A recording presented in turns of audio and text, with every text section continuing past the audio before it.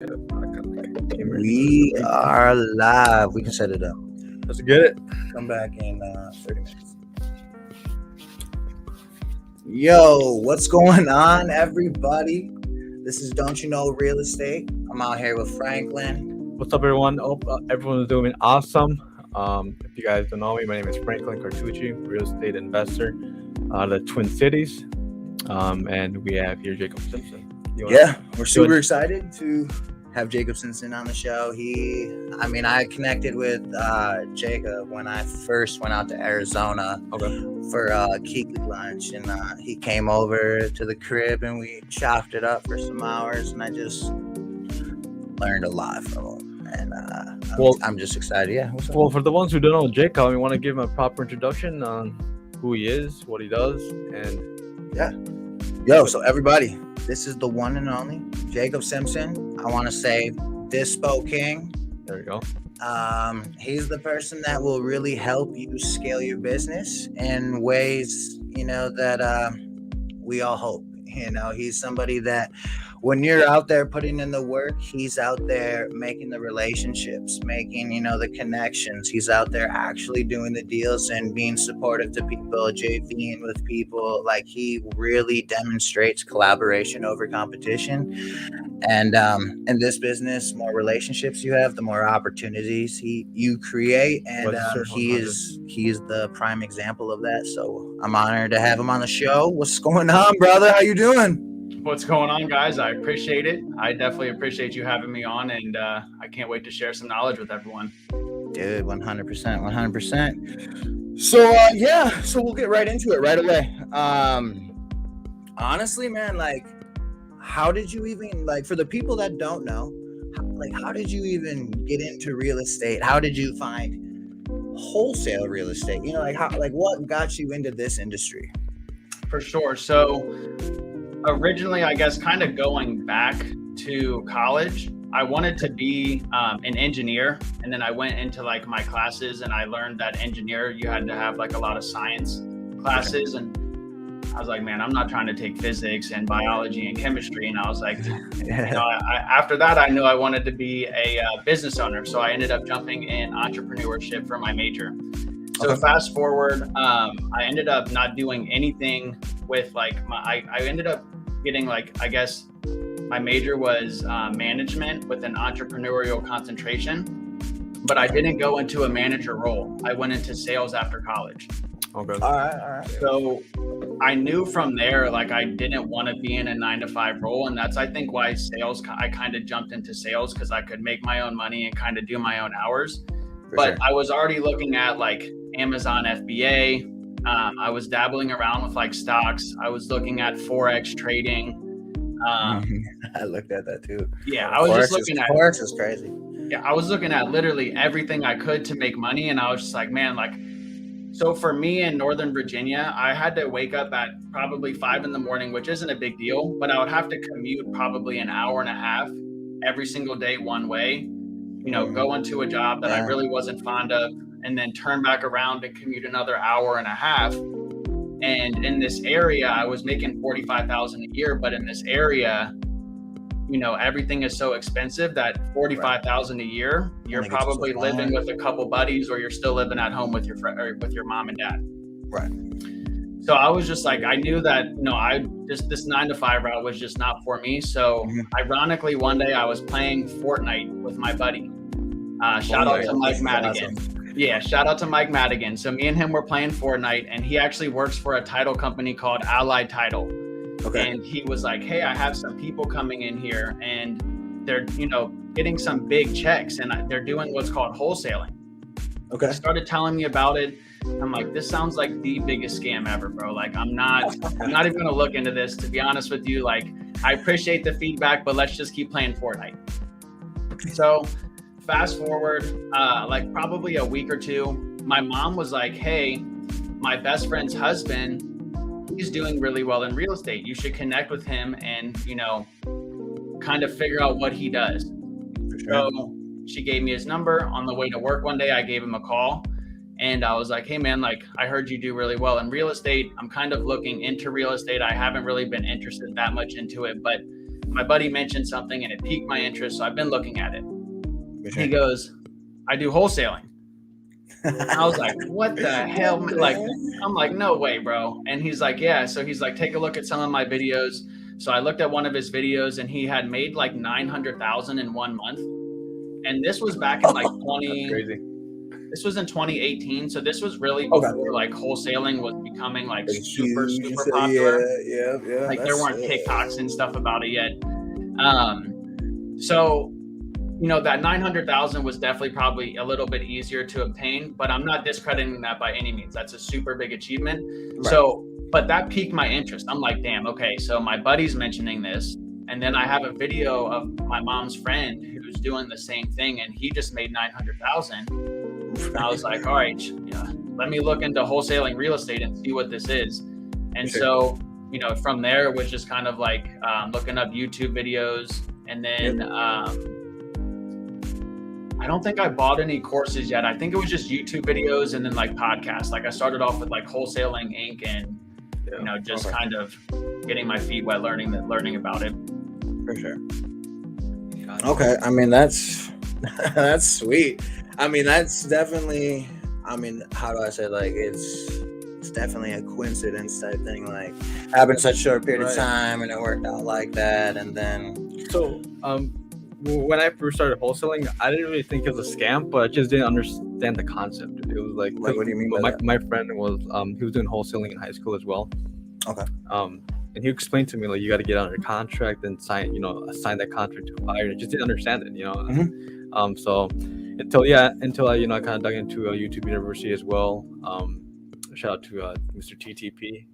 Yeah, exactly. Yeah, I was part of his mentorship, and I learned a lot through that for sure. But I think it's like the proof of concept and actually having someone actually doing the business kind of helps, kind of like with the credibility of the business. Like, hey, this actually does work, Right. 100%. I mean, definitely when you can see a community or people that you somewhat know of seeing success and replicating that. I mean, at first you might be like, I was super skeptical and then through time it's like, all right, like, wait, tell me one more, like, what are you doing again? Like, right. I'm really like, I want to know, and so, I mean, that's crazy, man. So, all right, that's how you found wholesaling. So in your very first year, like, let's go back to your first 90 days, let's say, how like what was your first 90 days like getting into real estate? Bro, so literally my first year was like a roller coaster. So first, like my first 90 days, to kind of go back a little bit, in my 9-to-5 job, I was in sales, but my position was cold calling. So when I started learning about wholesaling and I started learning from like Brent Daniels and, talk to people and that you could cold call, I was like, well, I'm already doing this for another company. Why not just start my own and start cold calling, right? 100%. So I ended up like buying lists, cold calling, but I wouldn't say the first 90 days, but what ended up happening was like, I was trying to do wholesaling full time, and then I was trying to bounce it between my 9-to-5 and whatnot, and things kind of went sideways at my 9-to-5. So I jumped ship, and I was fortunate enough that I still lived at home with my parents to be able to do that. So I jumped ship and then went full time into wholesaling. But my issue was I tried everything. So I was trying cold calling, and that was like my majority of what I would do was cold calling. But I tried like mailers, text messages.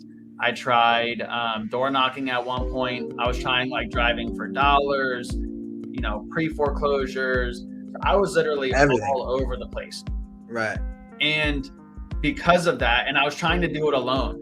So because of that, I literally just went a whole entire year. I think I went a year. Let's see, I started in like August, September 2018, and I didn't get my first deal until January 2020. So it was like a year and a half. Oh, okay. Yeah, so I mean that's some due diligence. Like, yo, I'll give you props for staying committed during that gap and like having that fire, because like what I see a lot in the industry is, people come into it and then after, maybe after 90 days or after 6 months they've had, they're not seeing anything. They might be spending a lot of money on marketing or something like that, and they're like, you know what, actually maybe this might work for you, but this just doesn't work for me. So for me it was more like, I mean, don't get me wrong, like going that long without getting a deal was definitely a struggle. But there was a couple things, right? So I just at that time had started getting big into personal development. And so one of the things was, even though I wasn't getting deals, I was still learning the business, right?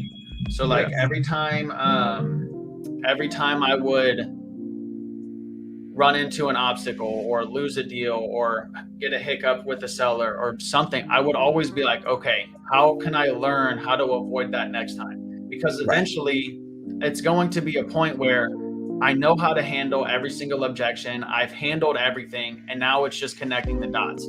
So as long as I just kept pushing through those, I was going to eventually get a deal, and then I was going to domino into more deals, and then I was going to have everything I learned from all those failures turn into more, lessons and insights to be able to get more deals. The other thing, it was, the understanding that business, like here's where this is the biggest killer for me when trying to help people in real estate. Most businesses aren't successful in their first 2 years. Now, I'm not saying don't be successful in your first 2 years, but what I'm saying is if you don't get a deal in 3 or 30 days or 3 months, that doesn't mean you're bad at this business. Right. It just means you're learning this business. You're getting traction. Not everyone can jump into something and within 30 days be successful. Like that's the most unrealistic viewpoint. So if you look at this as a long-term strategy and you're like, okay, I'm going to do this for 10 years, it might take you 6 months. It might take you a year to figure it out. But as long as you're committed to figuring it out and you're open to working with other people to help you figure that out, you'll be good. And I think that's what helped me was that understanding and then starting to work with other people. So once I kept spinning my wheels, I called my buddy Jimmy, or I called Josh Chan. And he's a wholesaler. He was a wholesaler down in North Carolina at the time. He's moved to like Data, I believe. But he referred me to my buddy Jimmy up here. Shout out to Jimmy. And they ended up, at the time, it was just like him and he had some VAs. It was him and his buddy and he had some VAs. And we had a lead and like I was not, for some reason, calling this lead to set up an appointment. And he was like, all right, give me your phone. We're going to call him. So he calls the seller and then he's like, hey man, I really want to look at the property. Are you free tomorrow at 3 so we can come by and look at it? And he's like, yeah. And he's like, okay, cool. I was like, it was that easy. Then he calls his buyer and he's like, hey man, I have a deal we're going to look at 3. Here's the numbers. I think you're going to be interested. Will you pick it up if the numbers work? Yep. Okay, boom. I was like, okay, hold on. I'm making this way too complicated. So then me and him started working together, but I kept losing deals to this one company. I kept losing them. And there was this one deal. We had it locked. I was going to get it locked up at 660. Okay. And and I didn't know the ARV as well as they did because it like DC was really weird. Okay. So I was like, okay, 660. And they offered him 680 or 690. Okay. And basically the seller came back to me and he was like, hey, I really want to work with you, but there's 3 other siblings involved and they don't know you. I really like you and I really want to sell this deal to you, but they don't know you from Adam. So at the moment, they're not willing to come down 20, 30K on price because I like you. Right. I was like, damn, I mean, I understand that, right? So they ended up getting that deal at like 680, I think, and then sold it at 700. Okay. So I was like, okay, I need to figure out how to work with them because if we would have worked together on that one, we would have both made 30. Right. I forget how, I think maybe I had it at 640 because we would have both made 30 on it, but they only made 20. So yeah, I would have had it at 640. Yeah. And then they got it at 680. Okay. So I was like, man, we could have both made 30 on it. So I called the owner and I was like, hey man, you just beat me out on a deal. we could have literally worked together on this deal, both made 30 where you only made 20. I saw where you guys sold it at. Do you want to figure out a way to work together? Luckily for me, they already had like a JV program kind of established, but he was like, yeah, absolutely. That sounds great. So then I started looping them in all my deals. And then slowly it was just kind of like, okay, when I would get a lead, I would send it to them. They would help me lock it up, and then they would help me sell it. So that's kind of how I started to get traction, was basically, to answer your original question, having that mindset and understanding that this is a long-term game. And then also eventually realizing that the longer I try to do this by myself, the longer it's going to take. Whereas if I just find someone who's actually doing the business, they're going to help me jumpstart, like, you know, however many months. So that was kind of where I figured out how to kind of get my momentum. For sure. That's awesome, man. That's great. So let me ask you this, Jacob, then. If you were to go back in time and, you know, give yourself some advice, what were some things you would do differently to get a deal faster? So what are some things that you would have done differently to get to a faster success, you know? Yeah, so first and foremost, I would have definitely just started working with people right out of the gate. Yeah. So I would have looked for the biggest wholesalers in my market, and then I would have reached out to them, said, hey, I'm getting started in wholesaling. I'm learning the business right now, but if I come across a lead, can I send it to you? If so, are you open to either helping me lock up the contract, or do you need me to get it under contract? And then are you open to helping me, you know, disposition this deal? Mm-hmm. Right. So now that you have people that you're reaching out to, I honestly wouldn't have gone direct. I wouldn't have done anything direct to seller.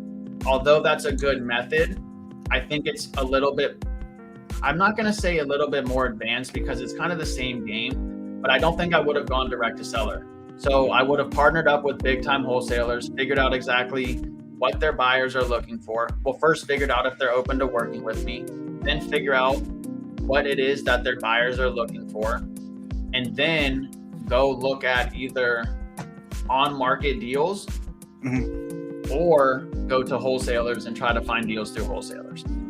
So I would probably do it that way. But the reason I say on market deals is because you can start looking for all of the criteria that their buyers are interested in, do that initial call, gather all of the criteria you need from the agent, then loop in that wholesaler and then tell the agent, hey, this is my partner. Now the wholesaler jumps on the call with you and the agent, gathers any more information they need, and then says, yep, we're good to go, send over the contract. Or if they're an agent, they put together the contract for you and send it over. So it's just a lot easier to go out and find a deal versus trying to find a list that's actually a good marketable list, and then trying to get a hold of that homeowner who's been called by 12 other wholesalers. And they don't know what wholesaling is. So they just think their house is super popular and that, you know, they must have the hottest house in the neighborhood. Yeah, 100%. You know, if I was going back, I think that would have been the route I would point myself to go. Gotcha. So you're basically connecting buyers that really have the relationship with the agent, and you're connecting that with wholesalers, right? And doing business that way. Okay, that's awesome. That's awesome. So, I mean, my experience is direct to seller. That I've seen that's our bread and butter, direct to seller. And I totally get it what you mean when you're like, you know, they're getting hit up by other wholesalers, and that competition is definitely, you know, there. You know, obviously a lot of people can get the same list to get a dialer and start calling. So I totally get what you mean by that. But yeah, that's an incredible way. That's an awesome tip for everyone who's watching it. Go ahead and start doing that. If you guys are kind of maybe scared to hop on the phones and talk to these homeowners, definitely, you know, Jacob's way is definitely a smart way. Yeah, and then one thing I will say too is if you're really like uncomfortable with getting started and you're really just like, kind of like a deer in the headlights, go offer a big time wholesaler work for free, go or commission only. Go say, hey, I'm willing to work for free so that you can teach me this business, or I'm willing to come work for you as an acquisitions person on this amount of commission. Maybe it's a lower commission than everyone else, so you can learn the whole business. but that way you can at least start to, or even if you just go to as a regular acquisition or dispositions person for them, so that way you can start to meet people in the business, you can see kind of how it operates, and then you can figure out, hey, do I actually want to own a business like this? Because at the end of the day, it's really not as, I mean, it's great getting big checks, but it's also not as pretty as TikTok makes it, right? It's a business. You have systems, processes, you got to pay people if you hire people. You got Uncle Sam that could come after you. You can get sued. So it's like, at the end of the day, you know, that's a great way to really feel out this industry. Do I want to work for someone, or do I want to actually get in this business? And you can figure that out by actually offering your help to someone who's doing the business. Right. Yeah. 100%. I like that a lot. I mean, that's actually super great tip for people to get involved with people that are actually taking action and doing the work, because I feel like so many people kind of, you know, they get scatterbrained right away, where as soon as you get involved in real estate investing, there's a million and one ways to do it, you know, and at the end of the day, that's great, and they all work. They literally all work. I'm a firm believer that they all work, but it's what, like, what your focus is on, you know? So, like, you know, really pick your lane. And I mean, like, that's the one thing, like, yo, you do direct to seller. I'm agent outreach. You love hopping on the phone. I love text message. Like, so many different ways work. But the thing is hitting your numbers, you know, being consistent and allowing yourself to just, you have to grind. 100%. That's really the name of the game is, and you got to be coachable. You have to have a growth mindset. Because where I see a lot of people go wrong is, like, I think they have this weird, I mean, it's not weird, it's just how you've grown up, but they have this idea that people who are in this business that are successful had this innate ability and were just able to jump in the game and be successful. It's like, again, most people don't know it took me a year and a half to get my first deal. They see me doing deals right now and they're like, oh man, he's a natural at this. And I'm like, am I? Right? Like, when I first got started in sales, I almost got fired because I couldn't get any appointments set. And then when I got into wholesaling, I couldn't get any deals for a whole year. I didn't even get a contract for like a year or like 9 months, right? So it's like, you know, at the end of the day, like that. You just gotta keep pushing. So one of my mentors out of California, I like when he said that a lot of people are strong starters but weak finishers. So, like, a lot of people are excited to start the business. They say they're committed, but then couple weeks of just calling and they don't get anything, they're done. They quit. So definitely taking massive action, but like what I always like to say is take consistent action as well. Massive action gets you so much, but being consistent every single day will get you results. Sure. Like 100%. So many people come in when they start that business and they're on a whole nother high and they're on top of the world, you know, but like come in at an equal high instead coast. Because like at the end of the day, like it really is consistency, like, you know, like, and just repetitiveness. Like, you know, I try to say, yo, be consistent and persistent. And like Jacob said, like, yo, remain coachable and be in those groups where, like, you never know when you're going to hear knowledge that might drastically change your whole entire game, might change your whole entire perspective. That might be the one key factor that scales your business to the whole next level. Exactly. Yeah. And I will also say, be critical of yourself, not to the point where you're like, I'm not going to do this anymore. But like, I've talked to a lot of people where I'll be like, what do you think you could do differently on that call or something? And they'd be like, oh, nothing. It was great. And then you would throw out some ideas and they're like, oh, okay, I could see that. And it's like, after every single call, now I might be a little bit overcritical, but after every single call I get off of, I'm always like, even if it's a great call, I'm always like, damn, I could have done this better. I could have done this better. So I'm always trying to figure out. So whether you're, you know, record yourself. If you have a camera on your computer, record yourself. Go back and listen to what you sound like. Because for me, when I first got started in sales, I couldn't set any appointments. And then my manager brought me into the office and we listened to some calls. And he said, you're not coming off as confident. You're literally saying the words, maybe, this might help you. We might be able to solve your problem. And then he was like, stop saying that. Be confident. This can help Yeah. you. We will help you. This will solve your problem. Dude, I went from getting 0 appointments to becoming the top like appointment setter in my business for the both jobs that I worked at. So again, it's to your point, you might hear something so little that could change your entire game, but you have to be open to that. And if you think that everyone who comes in here is already doing that, you're wrong, because everyone is learning. No one came in. I mean, there are probably some natural sales leaders, but you know, you can learn this. 100%. Yeah, I like that. I like that because in my team, at the end of every day, we go over recordings. First, we go over the numbers, how many calls they made, how many dials they made, but else we go over the recordings, and then we just break down what they did good and what they can improve. Right? What I would like to say is 1% better every single day. 1% better every single day. There's always that one thing that if you do differently tomorrow on that call, you go, you know, a lot farther. So 100%. And like that's the thing, like I think that's huge advice for people that are really trying to gain confidence in this game.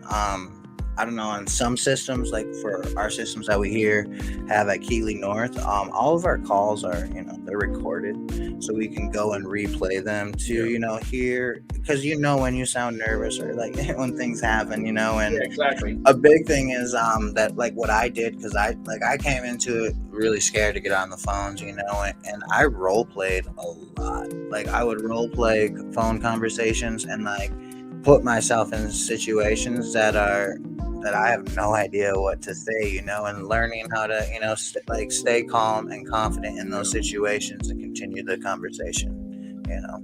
Yeah. And then honestly, and I think this could just be me, but you know, this might surprise a lot of people too. I still get nervous calling people sometimes. Like, dude, I've made probably over 100,000 calls, maybe more. If you factor in homeowners, and then in my old job, we used to do like 900 calls a day. Dude, I probably made like millions of calls at this point.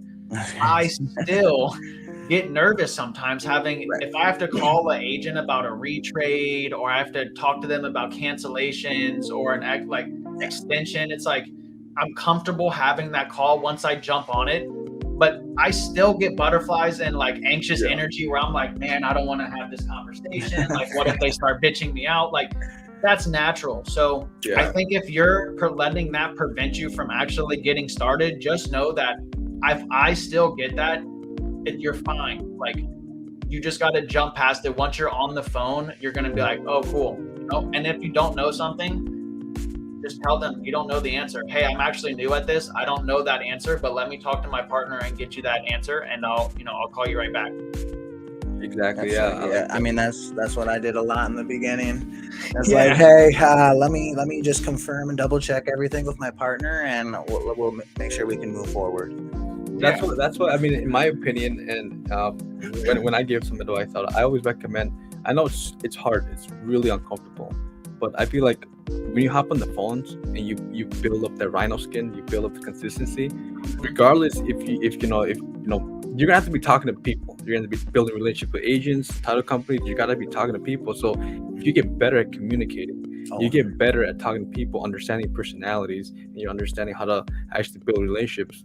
Dude, like, it's gonna take you a lot. It's a skill that no one can take away from you. For sure. That's why when I started cold calling, man, I sucked at it, but I was consistent with it. I kept calling, and I felt comfortable. And then I felt comfortable talking with other people.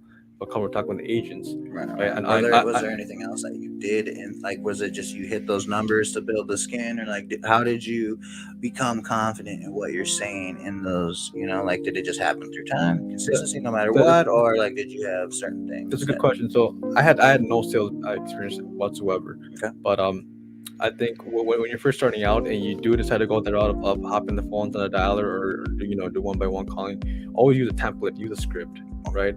Obviously, each conversation is going to deviate from the script, but if you have a solid template that you can, use it every time you call, it's definitely going to help out. And if you're just going to, the worst thing that someone can do is just hang up on you.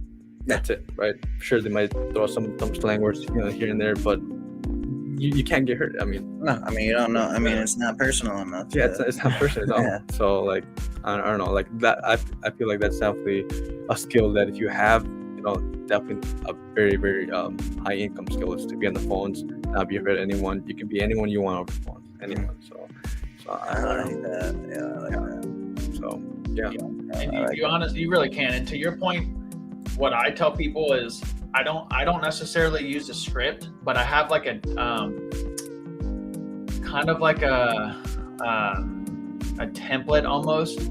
So I'm like, the main thing, at least for talking to agents, it's a little bit different when you're talking to sellers because you have to get a little bit more from them. Exactly. But for agents, I'm like, the main thing that you have to worry about, and I came up with this, I think back in like 2020 when I was trying to do seller outreach, and let me rephrase that. I didn't come up with this. I just turned it into an acronym.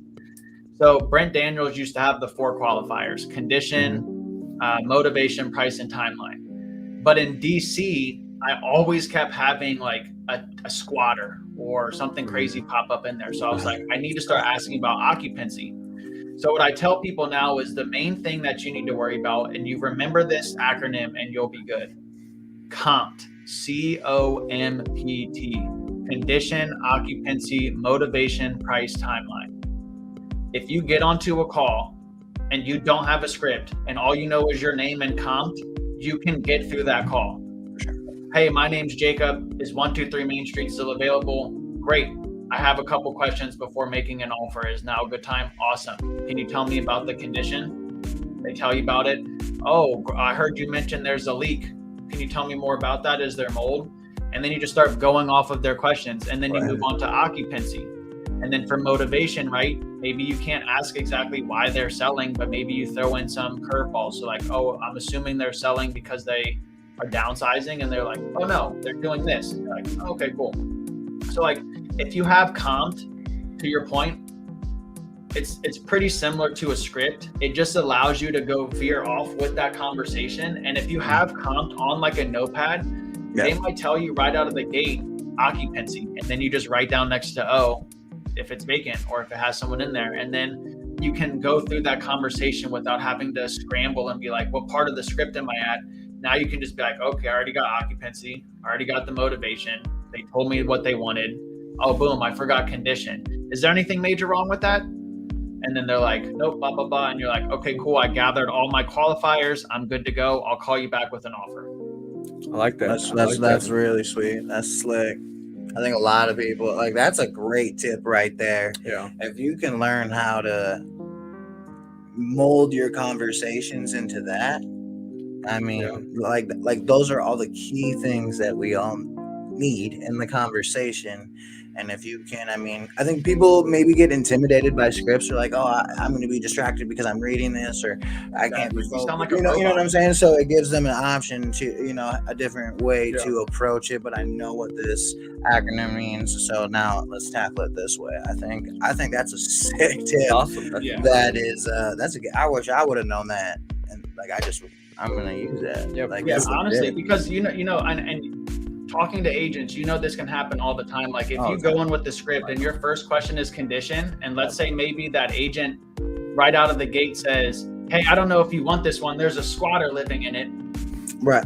Then you just write down squatter. And then, but if it's a script, you might come to a point where you ask again about, so is it vacant? Is there a squatter? And they're like, I literally told you at the beginning of the call, there's a squatter. And you're like, oh yeah, sorry, that's right. But if you're doing it with the COMPT, you already wrote that down. So if you're just actively listening with those qualifiers in front of you, you don't have to worry about the script. Right. I mean, I feel like it just makes it makes it simple a little bit, Yeah. Yeah. I think sometimes the script can be too long, too detailed, and then so many things, I don't want to say can go wrong in the script, but like the conversation can deviate off that script very fast. And so to have knowledge of, comp and like these are the things and the indicators that I need to make sure this is a real thing. So I mean, I like that. I'm definitely gonna take a look at that for sure. And it's funny because scripts, it's like, I don't know if you've ever written a script. It sounds so good in your head, and you're like imagining exactly what the seller's gonna say, and you're like, oh, this is perfect, man. Like I got the perfect script. And then you start to try it, and you're like trying to talk to the seller, and you're like, this sounds so bad. Like It's like it's a weird feeling for sure. It's like for sure. I mean, I love that. like I don't talk like this, man. Like I gotta. Yeah, for real. I think that's a key thing right there. That I think that holds people up is I don't talk like this. Yeah. And I think, like they're trying to conform, like I need to sound like this on the script so I can get the deals, when like I really think you need to learn the script, how you talk. Like, Yeah, exactly. then change the script. Like now you have a format. Now change it so that how you talk, how you flow. Because like there's a lot of things that I see people, they're not going to take that action because like, that's just not me. Right. so in my team, I have a couple different scripts, right? We got a script for cold calling, script for lead management, and script for acquisitions, right? For cold calling, like when I train my VAs, like they have to say word for word, like they have to be like, sure they have some objection that they handle, but they have to follow up word for word. But and the acquisitions is like more like, hey, these are salespeople. Like obviously they can deviate this from the script. It's just like a template that they can use, right? Just a template. They don't have to say word for word, but we have like a process, right? Because then, and the reason why I personally like script is because it's scalable, right? It's scalable. You can train a lot of people, like in a script that works, right? So that's why I like using scripts. I think it's definitely a good way to scale your business because you have that system there, the process, and just train up, just hire more people, PAs or in-house cold callers. So Yeah. So Jacob, let me ask you this: how is your business looking like right now? Like, what do you have VAs? Do you have acquisition people under your belt? So right now it's kind of small. It's just, and I'm in the process of hiring, and I'll kind of go into why it's taking me so long to hire here in a second. But right now it's just me pretty much on acquisitions and then handling like all the back end stuff. And then my cousin is on the disposition side and he's helping me basically offload everything.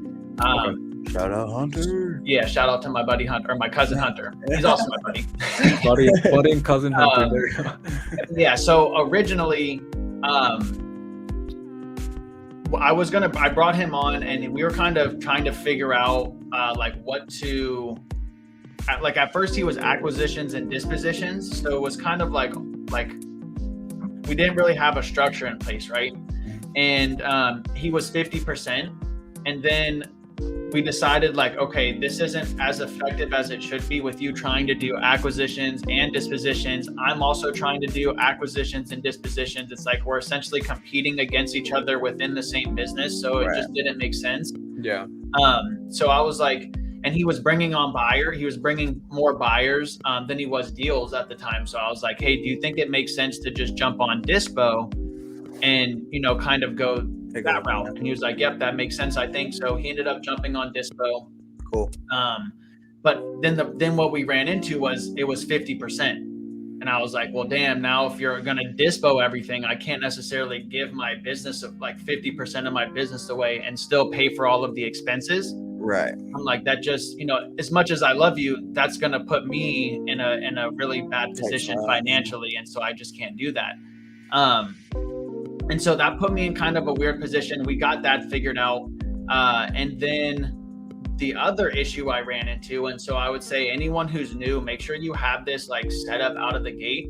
So one, if you bring on family and friends, treat them as a regular employee. Don't try to give them a special commission or bonus or pay or anything unless you're like comfortable with that and you understand what it could turn into down the road, right? And then the other thing was, it was trying, the system. So my Podio it made sense for me. But there were so many things that I didn't use in the Podio. There were things that only, like if I clicked a certain button, I knew what that button would do and how it would. And then it was like bouncing between, different systems. And I'm like, if I tried to get someone and put them into my position, they would have no idea how to use this. And even if I taught them, they would still probably be like, what are you talking about? Right. It's crazy. It's just a lot. Yeah. And so I was like, okay, I need to move my system. I need to simplify it as much as I can, move it into one system. So I moved everything from Podio and REI Reply into Go High Level. I kind of customized Go High Level to my own thing.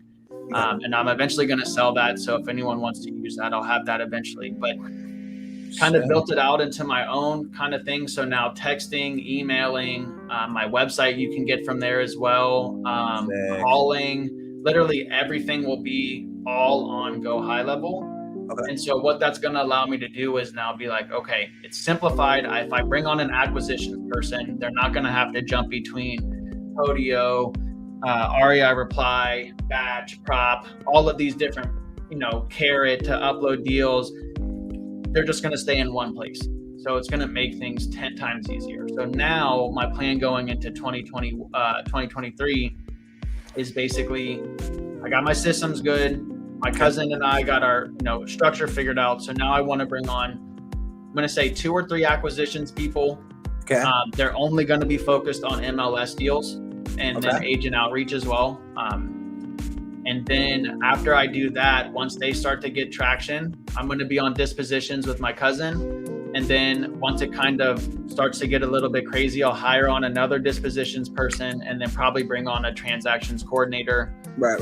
And then, from there, I'll figure it out. But that's kind of where I'm looking at the moment. I'd say that's solid. Yeah. I mean, definitely having a couple ACK people to keep the deals flowing, and then have, a little less dispo people to keep up with the ACK. And then I'm a huge transactional manager, 100%. 100%, so I'd say that's a great way that I think you're probably going to see a lot of scalability just in that, with having that in structure. So obviously with wholesaling, each department is different depending on like as far as role, like your personality type, right? So let me ask you this, Jacob. What do you think is your superpower and the asset that you bring to your team? Man, so I'm like a weird mix. So I know there's like the visionary and then the integrator. Yeah. I would say I'm a mixture of both, because I know how to build out processes. I built out my CRM. I know how to do some coding and stuff like that. I don't mind doing that back end stuff, but I also don't like it. If that makes sense. So it's time. Dang, it's a lot of time. And I also love being on the phones and locking up deals and thinking about where I can take the business. And then at the same time, I'm really not good at like implementing like hiring and stuff in the business. So I think I'm like 50-50. But I would say my superpower at the moment has just been networking. Networking, for sure. Yeah, I think because when I jumped into Astro Flipping, I had only 3 deals. Okay. But I was able to I was jumping on all of the coaching calls. I was in the Facebook groups. I was talking to everyone. I was asking Jamil all these questions. I still am in Jamil's DMs all day long. Not all day, but I'm like asking him questions, commenting on his posts and stuff like that. So I think it's just been, I think my main superpower would just be being able to talk to people. I like that. So, what are some tips and you recommend and some advice you give people that want to network, you want to do more of networking, maybe get into the next year? Maybe that's one of the, I guess, be more specific with that too. Like, be more specific, because networking is vague. I mean, so many people. I went to why are you networking? What is the purpose of your networking? Like, how is it going to grow? Really, because I feel like so many, it's like the shiny object syndrome. Yeah. So I guess to your point, that is very vague. So like, I was very good at getting my voice out there and becoming and letting people know where my market is, what I do, and how I can help them. And then also figuring out how to stand out between other people. So originally, when I got into it, I knew a lot of wholesalers would do like exclusive JVs, or they would lock things up with assignments and they wouldn't say they were assigning it to another buyer. They would ask for 50-50s. And so when I got into it, I said that I wasn't going to do anything exclusive. I was always going to add my fee on top. And if I could get the wholesaler more on their side, I was. Right.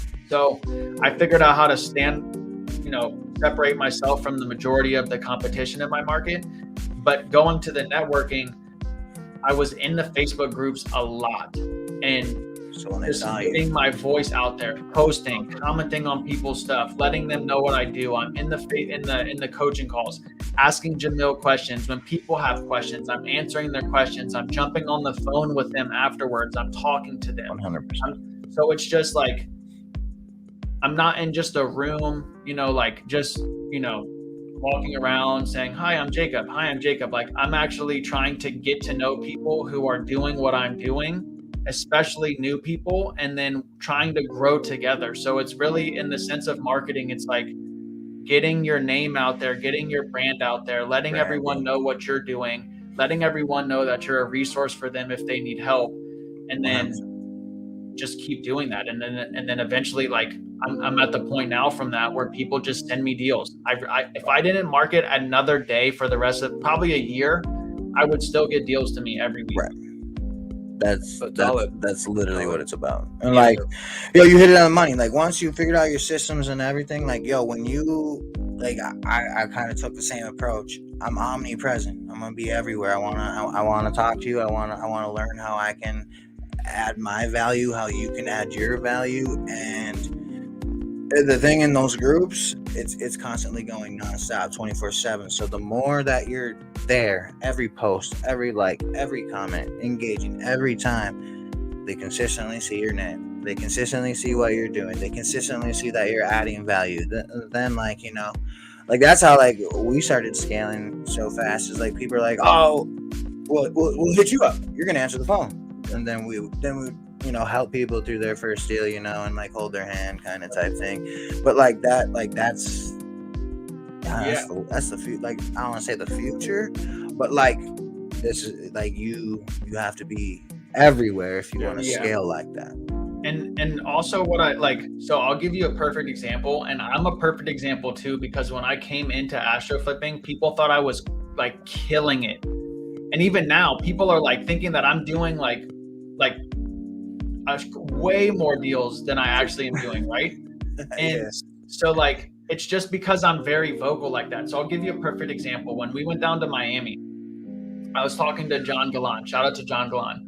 And I thought he had done like 100 deals for some reason. Like, I thought he was like absolutely killing it at the time. And he was like, I've done like 4 deals or 5 deals. And I was like, wait, hold on. Really? Like, but like, if you think about, he came into astro flipping, even if when he got started in astro flipping, he did no deals. He started letting everyone know what markets he's in. He was talking on the calls. He was posting in Facebook groups. He got his beard shaved on stage at the Vegas event, right?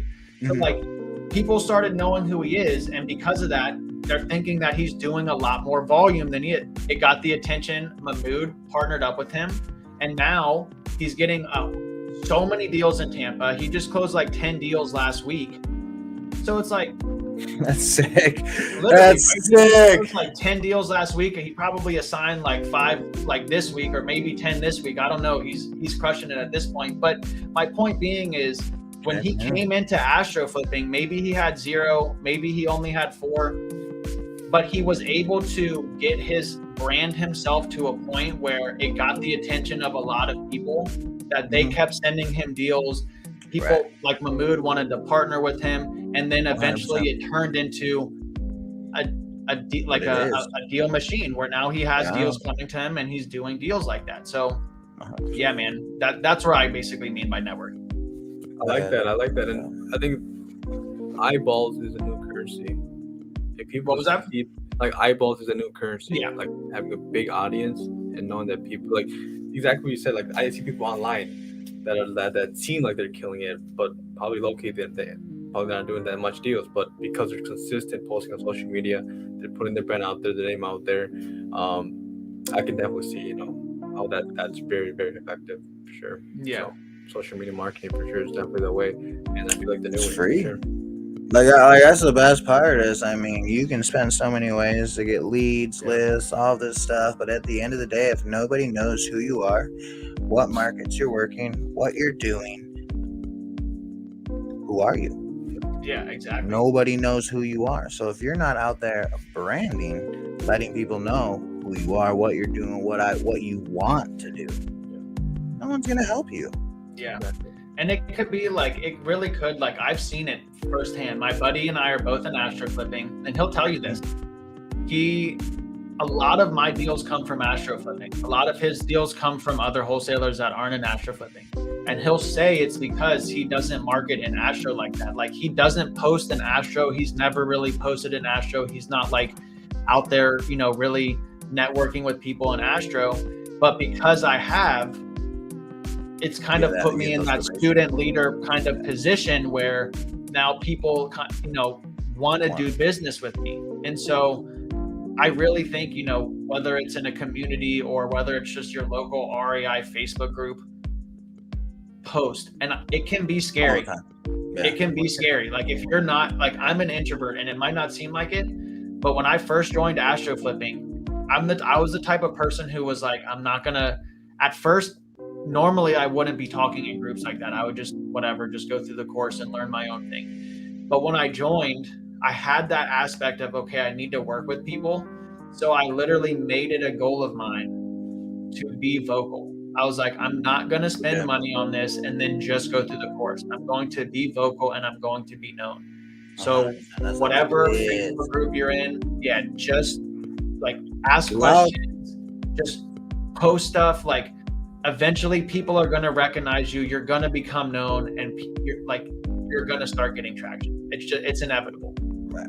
And I think you have like authority over other people, and it's like social proof. Like, if you're posting a lot and a lot of people are copying, like, then, like, let's say a newbie comes in, like, oh, this guy's, let's say, killing it, or this guy's always active, I want to hit up him when I get a lead, I want to have something on the contract. So for sure, that's definitely very, very valuable skill to have. Is always to be consistent with your posting, being, you know, throwing your brand out there. So that would recommend it for sure. So So for just wrapping up, what's like, if you can drop a golden nugget right now to the listeners, I don't care if they're brand new or if they're a seasoned investor, what would be that one thing, like that one advice where you're like, man, you need it, you know what I mean? You got to know this. Like, what is that nugget? Give us that golden ticket. Drop some gems, man. Man, it's probably going to sound a little bit cliche, but I would say the number one, like, my biggest tip, no matter what business you're in, no matter what avenue of investing you're trying to go down, you know, like you said earlier, you can do sub 2, astro flipping, you can do wholesaling, you can do whatever you're trying to do, right? It all starts with mindset. 100%. Again, you cannot get into this business with a fixed mindset and think that other people are born good at what they're doing. So whether you're starting out, whether you're fully experienced, if you're not working on your mindset, do it, and you're gonna 10x wherever you're at. And not only in your business, you're gonna 10x your health, you're gonna 10x your knowledge, you're gonna 10x your, you know, how you carry yourself through life, your confidence, your, like, whatever it is. People who have spent 20, 30 years of their life learning about stuff, they put it into books or audiobooks, and you can get that information within a couple of days of reading. So, like, again, I don't care if you're brand new, if you're mediocre, if you've done this for 20 years, if you're not actively doing something to continually build your mindset, you need to implement some sort of daily routine that's going to help you continually build that and make you strong. Because at the end of the day, something's going to hit you in life as well. Whether your business goes bankrupt, whether your family dies, whether something happens, something's going to punch you in the mouth at one point in life. So not only will it help you do all the other things I mentioned, it's going to help you become resilient and understand that, like, this 100%. This is life. So that would be my biggest tip. Just make sure you're always working on your mindset. I like that a lot. And to follow up with that, a strong body is a strong mind. This is what I have to do for my wrap up message. Guys, you guys always be working, conditioning your mindset, your mind, right? That's why I always recommend people. I mean, if you maybe you don't have the resources to go to the gym, always be active, always be moving, right? Always be moving, go out for a run in the morning, go work out, lift heavy weights, because wholesaling, it's simple, but it's hard. It's really hard. Whether you do direct to seller, agent outreach, is hard. It's hard business. So if your mindset's there, just like what Jacob said, if your mindset's there and you're always, conditioning your mindset, everything else, if as long as you're consistent, put in the work, you should work out. So yeah. And then one other thing too, like when you have your mindset, and again, I hope this never happens to any of us, but I'll give you an example real quick. Like if our business with wholesaling, so many things, regulation is going to come at some point, right? So there could be a day where like I'm not a realtor and I don't have a realtor on my team, and a lot of people in wholesaling don't. So there could be a day where I wake up and I can't do my business anymore. Right. That's a reality. So like you have to, having that mindset, whether you go bankrupt, whether something changes in your business, again, it also allows you to be able to bounce back quicker, because you're learning along the entire way, and now you're a sponge. So anything happens, you're able to just kind of, it might take a while, but you hopefully can restart. 100%. I mean, once you have that mindset, and I can make $1 million and lose it all right now, I'll make it back. Yep. With like that I said, mindset, it might take some time, but you'll get it back. 100%. It doesn't matter. Yep. So I really like that analogy, man. Bro, awesome, man. Thank you so much, man. Like, yes, sir. I appreciate it. Now we got to connect at another event here soon. The last one that we went to I had a blast. Yeah, hell, dude. We were talking. I was talking with a couple buddies of mine, and we're trying to get like a big group to an event soon. So I'm definitely keep down. us posted. We would definitely love to come on out and do the same old thing. You know what we should do? We need to work on finding like a place we'll do it in like way in advance. But like if we could have like a giant, somehow we should talk to Jamil about this. But if we could plan something for like 6 months or a year out, okay, where it's like all of Astro, all of Sub 2, and whoever else wants to go, if we could somehow get like a giant area that just holds a bunch of people, where we could easily do that. Dude, and just set up the biggest real estate event. It's possible, bro. That would be crazy, between Jamil, Pace, and like have everyone. You know how many people would pay to go to that? A lot. Like a lot of people. I mean, let's talk more. Yeah. But all right, man. Thank you so much for hopping on the show and dropping just gems, bro. It's just, I've learned so much from you already in this industry, and it's cool to learn more in depth of your story and how you got to where you are in business, and how you set up your team and your systems, and what you gave us a brief look of 2023 is gonna look like for you. So like, dude, I'm happy, excited for you, proud of you. Keep crushing the game, and yeah, man. I appreciate it. And Jacob, for the ones that want to connect with you out of this, or maybe have a deal that they want to, work with you, where can they find you at? So Instagram is probably going to be, Facebook as well, Jacob Simpson on Facebook, and then Instagram is going to be The Real Jacob Simpson, as if there was any fake ones, but The Real Jacob Simpson is my Instagram handle. So if you follow me on Instagram, send me a message and I'll shoot you my contact info, so that way we can connect, since I'm not always active on Instagram. But I would say that's the best way to initially reach out, is either Instagram or Facebook. I also have a YouTube channel that goes over like live cold calls, all that good stuff, and that's Jacob Simpson REI. So a lot of value in those. I've watched some of his videos, and they will help you learn the business and start to scale your business, where you can start building a pipeline and seeing consistency. So, I mean, make sure everyone goes and subscribes for me. There you go. You already know. Right there. But again, brother, have a wonderful night.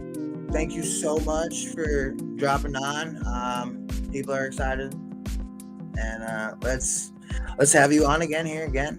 And let's make it happen. Next time, I'm gonna have a full team, and we're doing $250 plus a month. There we go. Say less, dude. Let's get it. All right, guys. I appreciate you for having me on. Of course, man. Have a good night. Take care. Later.